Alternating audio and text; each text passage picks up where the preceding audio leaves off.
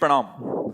गुरुदेव, हमारे पुत्र के 2020 में 21 वर्ष की आयु में असामयिक निधन के पश्चात से हमारा ध्यान सर्वदा उसी में रहता है। हम ऐसा क्या करें कि उसकी मुक्ति हो जाए और हमें भी मोह का नाश हो? एक चित्रकेतु नाम के राजा हुए हैं। श्रीमद् भागवत में कथा आई है। श्री देवर्षि नारद जी और अंगिरा जी बहुत उनको प्यार करते थे। बिना बुलाए गए तो बहुत चिंतित बैठे थे। उनका, राजन, हम तो तुम्हें भगवदानंद का उपदेश देने आए हैं, तुम चिंतित क्यों हो? बोले, मत देना उपदेश महाराज, मुझे भगवदानंद का उपदेश नहीं, मुझे पुत्र चाहिए। उसे बोले, तुम्हारे भाग्य में पुत्र सुख लिखा नहीं है, तुम्हारे कर्म ऐसे रहे हैं। बहुत सी रानियां, एक भी संतान नहीं। और वो इसीलिए ब्याह करते गए थे कि राजा थे, उनका अधिकार था। श्रीमद् भागवत में कथा है। तो वो जब देखा बहुत हट कर रहे तो उन्होंने कहा, पुत्र होगा पर हर्ष और शोक दोनों प्रदान करने वाला होगा। अब उनको ये शब्द याद नहीं, दिखाई नहीं दिया, उन ज्ञान तो अपहृत है मोह के कारण। तो पुत्र होगा इतना बस वो सुन के आनंदित है। पुत्र हुआ बड़ी रानी से। अब राजा का हर ध्यान, हर वृत्ति वही पुत्र में, क्योंकि मोहाविष्ट। तो जहां राज दरबार से खाली होते सीधे उसी महल को जाते और रानियों की तरफ देखना भी नहीं। उन्होंने आपस में विचार किया कि बहन, ये तो बहुत है हमारे दुर्भाग्य हो गए। एक तो संतान ही नहीं हुई, और दूसरी बात, जब से उसके संतान बड़ी के हुई तो बोलना, हंसना, खेलना तो बाजा नहीं, देखते भी नहीं। बोले, पुत्र ही है हम सबका दुश्मन। तो धायमा जो थी ना, उसको अनुकूल किया और बहुत ही हलाहल जहर चटा दो जाके दूध के साथ। सो गया वो, पूरा शरीर नीला। अब जो दूसरी धायमा थी, वहां तो राज दरबार में बहुत सी सेविकाएं, वो चिल्लाई तो रानी दौड़ कर आई जो सबसे बड़ी थी। देखा श्याम शरीर का रंग जहर का असर होता, वैद्यों से चेक कराया, प्राण रहे। तो अब तो राजा के होश उड़ गए। पछाड़ खाते हुए, चिल्लाते हुए, रोते हुए आए और लड़के के चरण पकड़ के छाती से लगाते हुए बिलाप। देवर्षि नारद जी, अंगिरा जी आ गए जब वो बहुत विकल थे और कहा, राजन, हम आपसे कहा था कि आपके भाग्य में पुत्र सुख नहीं। तो बोले, महाराज, उपदेश नहीं, हमें पुत्र चाहिए। बोले, हम बुला देते हैं, अभी बुलाते हैं। सामर्थ्यशाली धर्मराज को आदेश किया कि थोड़ी देर के लिए इस जीवात्मा को अपने कैद से छोड़िए, यमपास से मुक्त कीजिए। तुरंत का ही समय था, किसी योनि में तो गए नहीं थे, तो तुरंत हाजिर। उनसे कहा कि नारद जी को तो सब त्रिकालज्ञ है, अंगिरा जी भी त्रिकालज्ञ। उन्होंने कहा, देखो तुम्हारे पिताजी कितना तुम्हें प्रेम कर रहे हैं, तुम इस शरीर में आ जाओ, हम विधान देख लेंगे। नारद जी ने कहा, अरे बोले, महाराज आप क्यों विनोद करते हैं, हमारा बाप है। कितनी बार हमारी पत्नी बना, कितनी बार बेटा बना, कितनी बार, अरे ये व्यापार कितने जन्मों से चल रहा है, ये कोई बाप है अपने स्वार्थ को रो। जो ही उसके प्रवचन हुए ना, उनका प्रभु नहीं चाहिए पुत्र। फिर मंत्र दिया और ऐसी उपासना की कि भगवान संकर्षण का साक्षात्कार किया। पर थोड़ा गलती हो गई, भगवान शिव के साथ अभद्र व्यवहार करने से वही वृत्तासुर के रूप में प्रकट हुए, क्योंकि भगवान शंकर की महिमा को जानते नहीं थे। भगवती अम्बा विराजमान थी और वो प्रवचन तब उन्होंने विमान पे चढ़े चढ़े आए थे। यही होता है, मतलब अहंकार का पूरा समर्पण। प्रेमी महापुरुषों, गुरुजनों की चरण सेवा इसीलिए कही गई। ध्रुव जी ने पद मिलने पर भी यही प्रभु से मांगा कि मुझे अपने महाभागवतों का संग दीजिए। जब पद मिला ना, तो एक जलन हुई कि अगर कहीं महाप्रेमियों का संग निरंतर हुआ होता तो मैं भगवान की सेवा मांगता, भगवान से अलग कोई पद नहीं मांगता। तो ये बात, हृदय में हमारे भगवान के प्रति प्रियता जगे, सत्संग सुनो। ना कोई किसी का पुत्र है, ना कोई किसी की पत्नी, ना कोई किसी का पिता है, ना कोई किसी का पति है।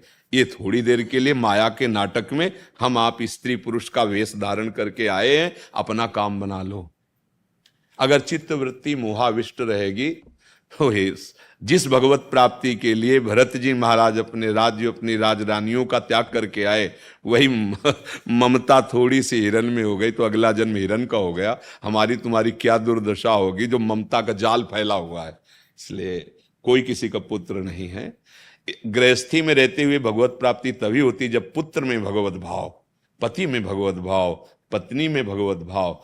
भगवत भाव में ये द्वेष, ये नाना प्रकार की गंदगी नहीं होती, उसको सुख पहुंचाना होता है। अच्छा, जितने दिन नरसिंह मेहता का जब पुत्र अंतर्ध्यान में प्राण निकल गए तो करताल लेके नाचे। लोगों ने कहा कि मतलब रोना चाहिए? बोले रोए वो जो हरि का ना हो। हम तो हरि के हैं, आए थे इतने दिन अपने स्वरूप की लीला की और चले गए, उनकी वस्तु वो अपना देखे, हमें तो और स्वतंत्रता हो गई, अब रात दिन भजन करेंगे, हमें कोई चिंता नहीं। आपने जैसे मुनीम है फैक्ट्री का, एक मालिक का स्वरूप समझो उसे मुनीम को, स्वरूप, लेकिन वो मालिक नहीं है। और अगर मालिक बन बैठे तो दंड का अधिकारी हो जाएगा ना। तो तुम्हारा घर, तुम्हारा शरीर, तुम्हारे संबंधी, ये सब भगवान की रचना है कि तुम्हारी रचना है? भगवान की है ना। आपने क्या मान लिया? आप उस मायाधीश को भूलकर अपने को मायापति मान बैठे। आस्तिकता नष्ट हो जाएगी, ऐसी माया है। बहुत बहुत सावधान। केवल नाटक, जगन नाटक वैभवा, गोपाल शास्त्र नाम में भगवान, केवल ये मंच सजा है प्यारे, और आप भूल से खेलना चाह गए तो खेलने में उतर गए, खेलते खेलते ऐसे खेल में उतर गए कि तुम भूल ही गए कि हम रोल कर रहे हैं।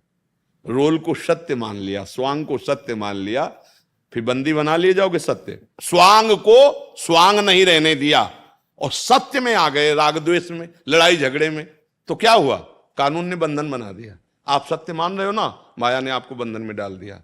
अब कैसे जिए उस पुत्र के वियोग में? ए मुनीम थे, मालिक बन बैठे, इस बात का है। तुम्हें जो दुख हो रहा है वो इसी बात का हो रहा है।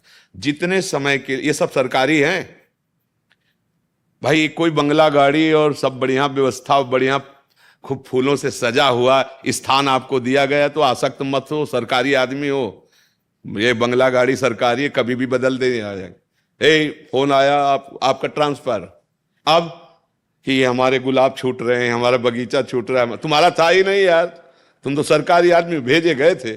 तो ऐसे ही है, तुम्हें जो कुछ मिला है ना, गाड़ी बंगला शरीर और संबंध, सब ये भगवान के द्वारा दिए गए हैं और भगवत प्राप्ति के लिए मिले हैं। भगवान से तो कोई मतलब नहीं रह गया, आप मालिक बन बैठे हो तो फिर भोगना पड़ेगा। इसी अज्ञान का दंड मिलता है।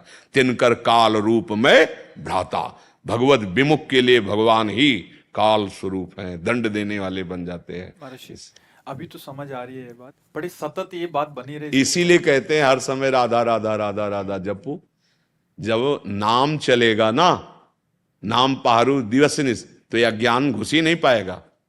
ये काम क्रोध लोभ मोह परास्ती नहीं कर पाएंगे। हम नाम को भूल गए, भगवान का भजन। जब भगवान का भजन, हम नहीं कह रहे, शास्त्र में भी है, 9 योगेश्वरों में एक योगेश्वर जी कह रहे कि जैसे एक एक कवल पाने पर तुष्टि पुष्टि क्षुधा निवृत्ति होती है, ऐसे एक एक भजन, एक एक क्षण भजन करने पर राधा राधा राधा, संसार से वैराग्य, स्वरूप का ज्ञान और भगवान से प्रेम, तीनों एक साथ होते हैं। पर जैसे बहुत दिनों का भूखा आदमी एक कवल खवा के रोक दो तो वो उसको और जलन बढ़ेगी, आधा पेट तो होना चाहिए। तो ऐसे कम से कम 12 घंटा भगवत चिंतन, भगवत भजन होने लगे तो अभी आप देख लो, आपको आनंद की धारा का अनुभव होने लगेगा। तो अब भाई बिना भजन के तो मूर्खता ना धारण करे, सच्चे मार्ग में चले, जो दुख सुख आए उसको सह लो, राधा राधा राधा राधा, और यहां से मुक्त हो।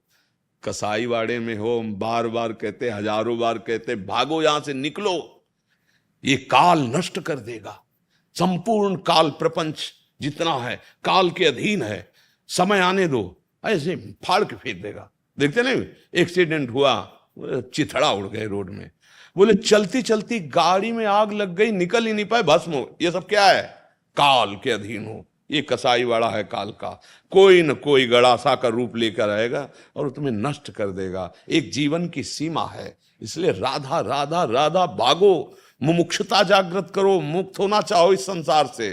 पर भोगों का ऐसा मीठा आकर्षण है, इसलिए शोक की तो कोई गुंजाइश ही नहीं है। इसका नाम मृत्यु लोग, सब मरेंगे, हम तुम भी मरेंगे, इसका नाम ही मृत्यु लोग। तो क्या शोक करना है यार? केवल तुम्हारा ही लड़का मरे या तुम ही को मरना हो तो सब विचार करें बैठ के कि ऐसा अनर्थ नहीं होना चाहिए, इसको भी छूट मिल। भैया यहां भगवान भी अवतरित हुए तो अंतर्ध्यान की लीला की, प्रकट होने की लीला की तो अंतर्ध्यान की लीला की। तो अगर दुख की बात पूछो, भगवान की जो प्रिया जो हैं लंका में बैठे रुदन कर रही हैं, भगवान नंगे पैर वनवास में, कितना भगवान अवतार लिए तो आप देखो क्या कितना कष्ट सहा है भगवान ने।